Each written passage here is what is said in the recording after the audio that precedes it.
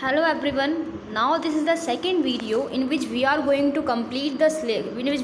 discuss the complete syllabus of MA Geography semester second. हमारा जो second पे हमने पहले फर्स्ट पेपर में हमने क्लाइमेटोलॉजी यानी जलवायु विज्ञान के बारे में हमने समझा कि उसमें 5 यूनिट्स हैं। जो हमारा पेपर 2 है वो बोलता है रिसोर्स मैनेजमेंट यानी संसाधन का किस प्रकार से हमें मैनेज करना है, संसाधन प्रबंधन करना है। तो हमें जो हमारे डेली लाइफ में जितने भी हमें संसाधन मिलते हैं उनको हम किस प्रकार से इस्तेमाल करें ताकि आगे आने वाली जनरेशन को उसका सस्टेनेबल डेवलपमेंट यानी सस्टेनेबल यूज़ प्रॉपर तरीके से मिल सके। So our paper 2 unit 1 is saying the meaning and nature and classification of resources culture and resources. यानी आपको यूनिट 1 में रिसोर्स का मतलब क्या होता है, उसका नेचर क्या है और उसका क्लासिफिकेशन यानी उसको कितने प्रकार से डिवाइड किया गया, आपको उसको स्टडी करना है। Your second unit resource appraisal methods technique land evaluation concept and methods. यानी आपको इसमें रिसोर्स एप्रेशल क्या होता है, उसकी कुछ टेक्निक्स के बारे में स्टडी करना है, उसके कुछ मेथड्स के बारे में स्टडी करना है। साथ ही साथ आपको पता होना चाहिए जो लैंड इवेल्युएशन करते हैं उसका क्या कॉन्सेप्ट है और उसके पीछे के क्या क्या मेथड्स हैं, तो उनको हमें स्टडी करना है। Your unit 3 is talking about the resource allocation यानी संसाधन का वितरण किस प्रकार से करें, उसका कॉन्सेप्ट क्या है, उसकी टेक्निक्स क्या है। पर्सपेक्टिव्स ऑफ रिसोर्स डेवलपमेंट यानी रिसोर्स डेवलपमेंट को हम किस प्रकार से देखते हैं। पर्सपेक्टिव का मतलब होता है हमारा व्यू क्या है। कंजर्वेशन ऑफ रिसोर्सेज हमें संसाधन को किस प्रकार से संरक्षित करके रखना है, कंजर्व करके रखना है, उसका मतलब पता होना चाहिए। उसके पीछे का प्रिंसिपल, उसकी philosophy and approaches of resource conservation यानी आप संसाधन को संरक्षित करना तो चाहते हो लेकिन आप सिर्फ बातें ही करते हो या फिर आपके पास कोई अप्रोच भी है तो उसको स्टडी करना है। ये unit 4 is talking about the concept of resource management. अब देखो यूनिट 3 में तो बोला है कि आपको रिसोर्स को बचाना है लेकिन इसमें बता रहा है कि आप मैनेज किस प्रकार से करोगे। What are the different theories of resource management, difference between resource development conservation and management. यानी रिसोर्स को डेवलप करना, उसको कंजर्व करना और उसको मैनेज करना, इन तीनों में क्या डिफरेंस है उसको स्टडी करना है। Evaluation of social cost and benefits, सामाजिक कॉस्ट और बेनिफिट्स के बारे में स्टडी करना है। Status of common property resources यानी CPR कॉमन प्रॉपर्टी रिसोर्सेज के बारे में स्टडी करना है, उसके परसेप्शन को स्टडी करना है। And also we have to study the decision making in resource management. Your last unit is unit 5 of paper 2 resource management. It talks about the use and misuse of resource, global and Indian scenario, resource development policies in India। Bharat में जो resource development policy है उसको study करना है। Environmental perspective in resource management यानी resource management में क्या क्या environment related concepts हैं या क्या क्या environment related बातें हैं उनको अच्छे से समझना है। और हमें इन्वायरमेंट इम्पैक्ट असेसमेंट स्टडी करना है।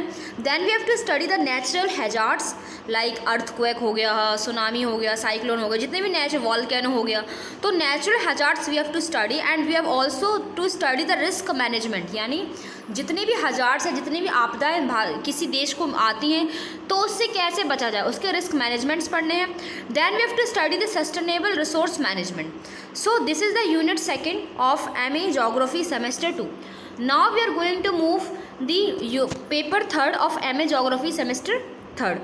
It is the paper which tells you about the geography of India, economy and regions। यानी जो पेपर 3 है वो आपको भारत का भूगोल, उसकी आर्थिक स्थिति और उसके क्षेत्रों के बारे में पढ़ने के लिए इशारा करती है। उसमें यूनिट 1 आप स्टडी करेंगे economy and overview of Indian economy and impact of globalisation on it. यानी आपको स्टडी करना है कि जो यूनिट 1 इकोनॉमी है उसमें आपको देखना है कि जो ग्लोबलाइजेशन, जब भारत ने 1991 में LPG यानी लिबरलाइजेशन, प्राइवेटाइजेशन और ग्लोबलाइजेशन को अपनाया तो ग्लोबलाइजेशन के चलते भारत की अर्थव्यवस्था को क्या फ़ायदा हुआ, क्या नुकसान हुआ, उसका पूरा ओवरव्यू स्टडी करना है। Then we study the cultivated lands, land use patterns, major crops, problems of agriculture. In unit 2 we have to study the technological development in agriculture, green revolution, its consequences, productivity of agriculture, determinants and patterns, agricultural regionalization of India। यानी हमको पढ़ना है भारत में जो agricultural regionalisation आया है उसको किस प्रकार से हमें स्टडी करना है, वो हम यूनिट नंबर 2 में स्टडी करेंगे। Then unit 3 is talks about the industry, industrial development overview, कहाँ कहाँ इंडस्ट्री लगा सकते हैं, उसकी locational factors, special patterns of major industries in the world, in the India sorry, जिसमें हम आयरन स्टील के बारे में पढ़ेंगे, इंजीनियरिंग गुड्स के बारे में पढ़ेंगे, textile, chemicals, cement, sugar, paper, industrial regions of India we have to study. In unit number 4 we have to study the transport and trade, development of transport network, यानी transport किस प्रकार से develop हुआ है, different mode of transport like land road transport, water transport, air transport, और उसके significance क्या है, यानी क्या कौन सा सही है कौन सा नहीं है, कि कौन ज़्यादा कॉस्टली है, ऐसे. Internal and international trade off India composition and change, यानी हमें भारत के अंदर का ट्रेड और भारत से दूसरे देशों में होने वाले ट्रेड को स्टडी करना है और उसके कंपोजिशन को और उसके चेंजेस को डिस्कस करना है. The last unit of this paper is regions of India. It talks about the basis of regional division, macro and meso regional divisions of by India by OHK Spate and RL Singh. यानी दो scholars हैं, एक का नाम है OHK Spate and second is RL Singh, he is Indian.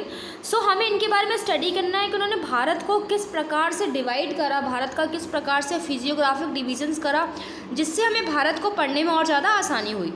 Then we have to study the detail study of Narmada basin, हमें नर्मदा नदी घाटी के बारे में स्टडी करना है. Then we have to study the Malwa plateau, Bundelkhand upland, Chhattisgarh basin and Marusthali. Marusthali basically talks about the Rajasthan deserts. Then we have to move the last paper of MA Geography semester 2 is paper number 4. It's talking about the geography of environment. Means हमें पर्यावरण का भूगोल पढ़ना है.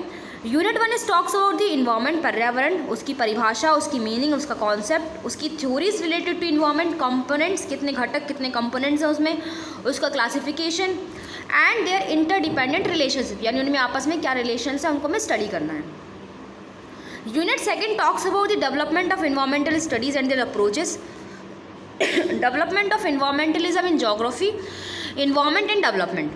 Unit 3 is talks about the ecological concepts, ecosystem, meaning, definition, concept, components, main terrestrial ecosystem of the world, forest and agriculture, geography as human ecology.